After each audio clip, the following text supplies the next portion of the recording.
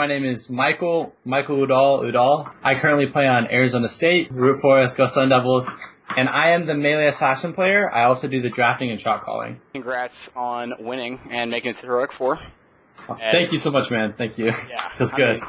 I know a lot of people expected you to, so it's got to be good to meet those expectations for sure. So how would you say the vibe is with your team right now, with everybody knowing that they're going to Seattle this next weekend? The vibe of my team is really good. Everyone is super hyped about Seattle this weekend.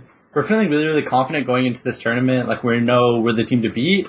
So if we show up, like, no one's going to beat us. That's kind of where it's at. If we show up and play, the only person who can beat us is ourselves. So we're really excited. We're pretty confident. Think we're going to win.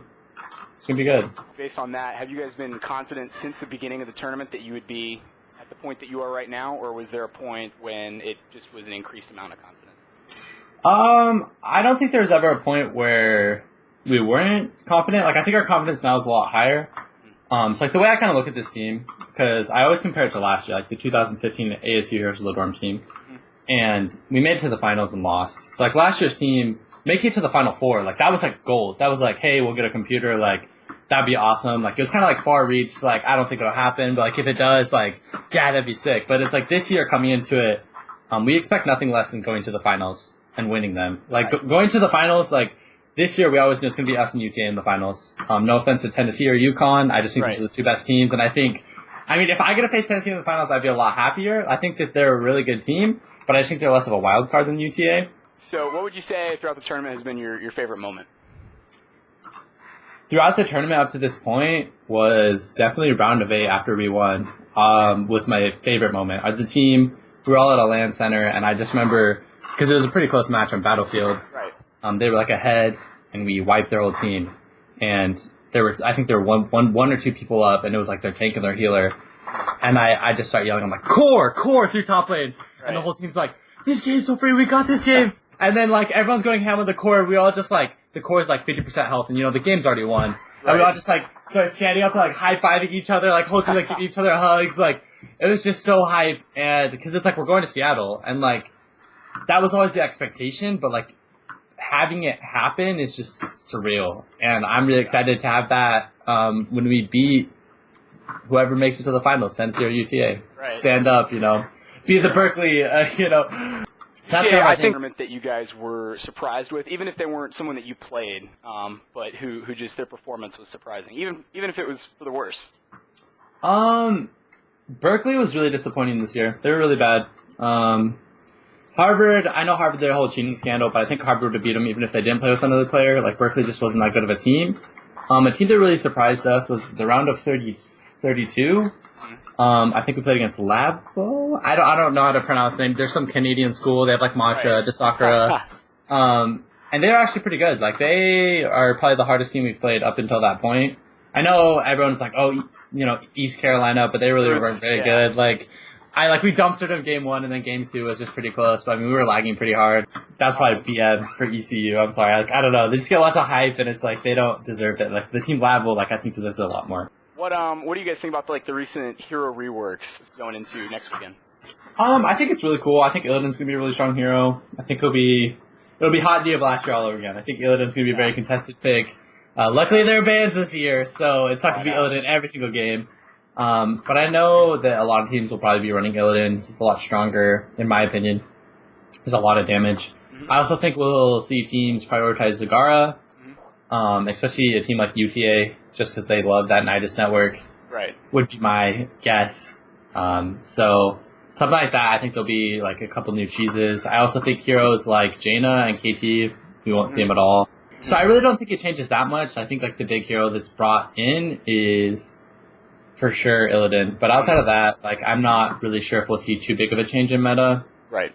Well, has it changed how you guys have been preparing for the Heroic 4 at all? Yeah, it's a new patch. So, like, we were practicing, like, we tried out Tychus, tried out the new KT. Like, we're trying out all these heroes to see what's good. And the big one we found is that Illidan's really strong, and that, like, a lot of teams have been prioritizing Illidan. Right. So with Illidan being picked up, we'll see a lot more Illidan counters. So someone like Sylve with Mind Control is one that we ran into that worked pretty well. Also someone like Artanis. I know UTA is going to pull out Artanis. Like, they're known. Guiltiest loves that hero. So my guess is you'll see some Illidan versus Artanis matchups. That'll be fun. Yeah, I think it'll be exciting. Yeah, What would you say is, I guess, your X factor, your team's, if you could say there's like one thing that makes you guys have the advantage over everyone else, what would it be? The X factor for my team is definitely our aggression. If you give us heroes that we can be aggressive on and make plays, like we're gonna make plays, we're gonna crush your team. That's what it is. I know this whole entire tournament, everyone's been banning Falstad against me, and it's so annoying. But if you give me Falstad, that's Everyone wants to watch my glute on Falstad. Hey, I'll ban it, dude. Like literally, okay, we gotta play it. What? I think I played it like once, maybe twice in the round of 64. Mm-hmm. I mean, not just because like I'm really good at the hero, but like the hero is a very consistent pick and really good. But I think that's a hero to definitely look out for. It gets through the draft.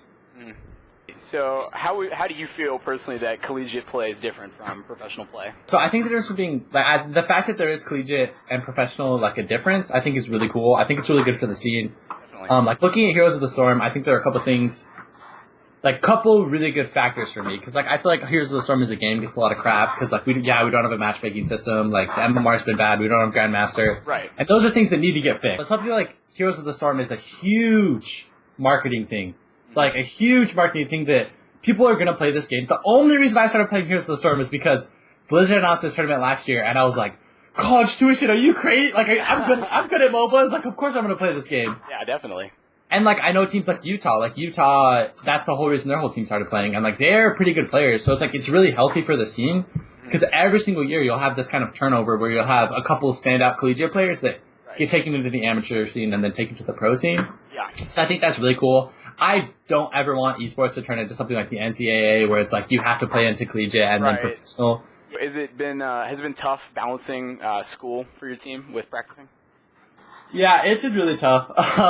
Doing school and like, because we're essentially like, we play like a professional team. Like we have the hours of a professional team because 3 our players come from the pro scene. Like that's what we expect from our team. That's what we expect from practice. Like we expect you to show up every single day and not just show up, like to be in the right mindset, like to be prepared to learn and to win. And like that's the biggest, like that's the hardest part is you have a day of school. Like I know a lot of our players like start at like 9 or 10 or 11 and then you go to like 4 or 5 and you have like what, an hour break to eat, maybe like gain your sanity, and then you're playing 6 hours of scrims, 4 hours of scrims. It's just long days the team has gotten kind of used to, but it's definitely straining. And I know these next couple of days we're going to be cramming because it's finals. Like we have finals this week and next week, and it's like we're cramming all that. I'm like, guys, like tell my teachers, I'm like, I'm on the ASU Here's the Dorm team. They're like, I don't even know what that is. I'm like, I play video games for ASU. They're like, I don't believe you. I'm like, I'll get you a letter. Like, besides the tournament, what are you looking forward to most about going to Seattle? I mean, for me, like my whole family's going, so that's probably what I'm looking forward to. I have that's awesome. Both my parents are going, my brother and his wife are going, my younger sister's going, and like 3 of my cousins are flying out that I was like really close with, and it's cool because like we all played games growing up, and like we always would watch all these professional players, and it's kind of like they're living vicariously through me. It's probably the biggest thing I'm excited about is like having my family be able to watch us play well. Definitely. I know there was a lot of reactions to at BlizzCon the Dunk Train's family being there whenever he won, and they were just like the hype was crazy for that. So, yeah. Funny story about that. So when Dunk Train won at Blizz, like when Dunk Train's parents were up on the stage, right? So his parents went up on stage. Right. Me and my dad actually went to BlizzCon together. It was like a dad-son date.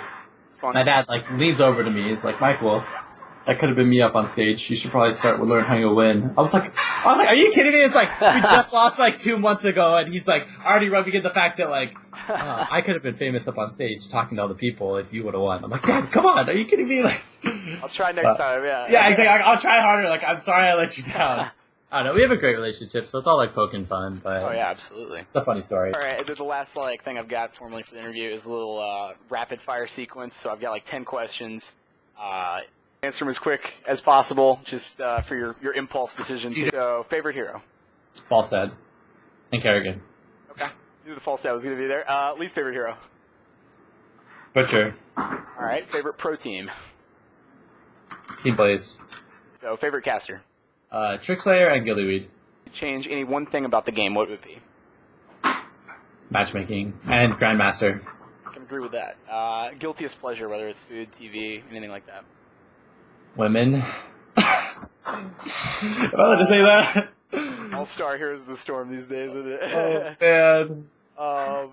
The favorite video game besides Heroes? Overwatch. That's going to be pretty awesome.